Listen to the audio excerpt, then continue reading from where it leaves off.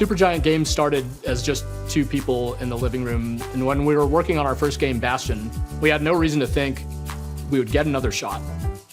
And we've been doing it for 15 years now. Our shared history as a team really does benefit us in that specific way that we trust each other so implicitly.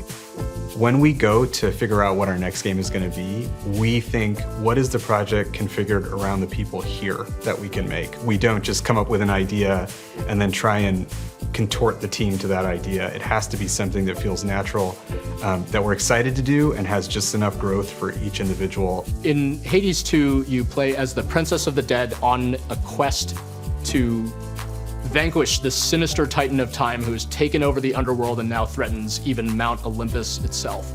There's so much new to explore, but of course, something we did feel was incredibly important was the briskness of the play experience. You could pick it up and start playing. You can just mash that button as you load the game and you're playing within seconds. That experience is really important to us. We learned so much from developing the original game on Nintendo Switch, and we wanted to take those learnings forward to Nintendo Switch too. And that meant for us being completely uncompromising when it comes to performance. We really, really, really want our games to perform at 60 frames per second. And with the extra power of the Nintendo Switch 2, we know that we can push some of the graphical features with the extra power. Hades 2 is our first ever sequel. After more than 15 years, we decided to try one. And we approach sequels with a great deal of fear and respect. You know, Greek mythology is so inspiring from a game design perspective. It's one of the things I do on our games is, you know, I balance and tune and help come up with a lot of the powers that you use and the weapons that you use on the games. They have every archetype you could possibly want in a video game in the whole pantheon. And we're so excited in Hades 2 that we're able to bring back all the Olympians and even add some that weren't in the original game. What makes them so fascinating isn't necessarily that Zeus, has lightning powers and Poseidon can summon tidal waves. It's that they have these very human characteristics despite being gods. Very fascinating, and I think, it's no accident that it's remained resonant after all this time. I definitely wanted to bring back some of the themes and some of the sonic elements across the games for sure. I didn't want to go fully new just because there is some stuff that's held over that I wanted to retain.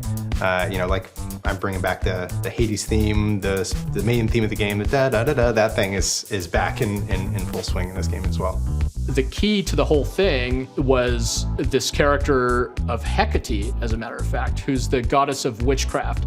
And Hecate is not a character who appears in the original Hades because we felt that her story was too vast and she was too significant of a character to be kind of relegated to a side character in our original game. She needed her own game. And there is a tonal shift between Hades 1 and Hades 2. There's much more of a witchcraft focus, and the sort of witchy components of this game really called for some different musical elements and some different sonic palettes, I thought. Just a lot more magic involved.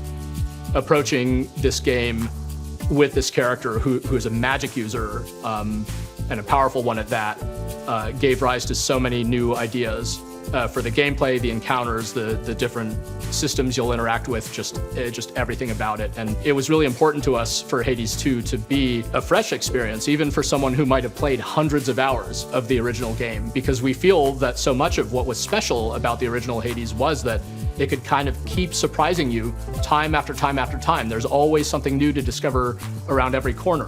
For something to make its way into Hades 2, whether it's a weapon, a power, or anything like that, it needs to make sense on all levels. So from the story, from the gameplay aspect, from the art and audio design, it all has to work together. We could not make these games without the support of our fans, and we're really grateful for it. Oh, nice. Whoa, yeah. Yeah. You got it. You got it.